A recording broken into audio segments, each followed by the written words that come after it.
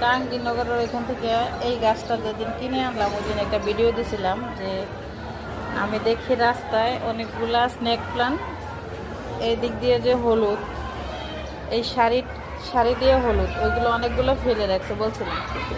তো আমি এই গাছটা 150 টাকা দিয়ে কিনে আনার পরে যখন দেখলাম যে রাস্তায় এগুলো ফেলে রাখছে উঠাইয়া মানে ওই দিন থেকে আমার আর ঘুম আসে না যে আমি কি করলাম, আমি কিনে আনলাম আর ওরা ফেলে রাখছে।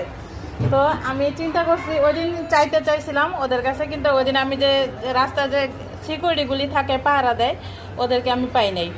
তো কালকে রাত্রে আমার বোনের বাসায় গেছি, এর উদ্দেশ্য হচ্ছে যে আমি ওদের কাছে ফুল গাছ চামো।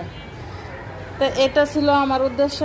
পরে গিয়ে চাইলাম, তখন বাজে রাতে 8টা বা 9টা বেজে গেছে। তখন উনি আমাকে বলছে যে কালকে আইসান দিব। তো এটা শোনার পরে বাসায় গেছে আর আমার সারা রাত ঘুম নাই। তো উনি আজকে আবার আসছি সকালবেলা 11টার দিকে 10টার দিকে ওইখানে গেছি, গিয়ে বলছি যে আমি একটা গাছ চাইছিলাম। দেখেন উনি আমাকে কতগুলি গাছ দিছে, মানে আমার তো মনে হইতেছে আমি তো খুশিতে পাগলই হয়ে যাবো। এগুলো ছোট ছোট, এগুলো বড় বড়, এগুলো থেকে আবার ডাল হয়, এগুলো থেকে আবার এরকম চারা হয়, এরকম ছোট ছোট চারা হয়। তো ওইগুলি ভেঙে আমি এখানে আলাদা করে দিছি। আর এগুলো তো দেখতেই পাচ্ছেন আমার যে কি ভালো লাগতেছে। এখন আমার একটা 10,000 টাকার একটা ক্লায়েন্ট আসলেও আমি এত খুশি হব না।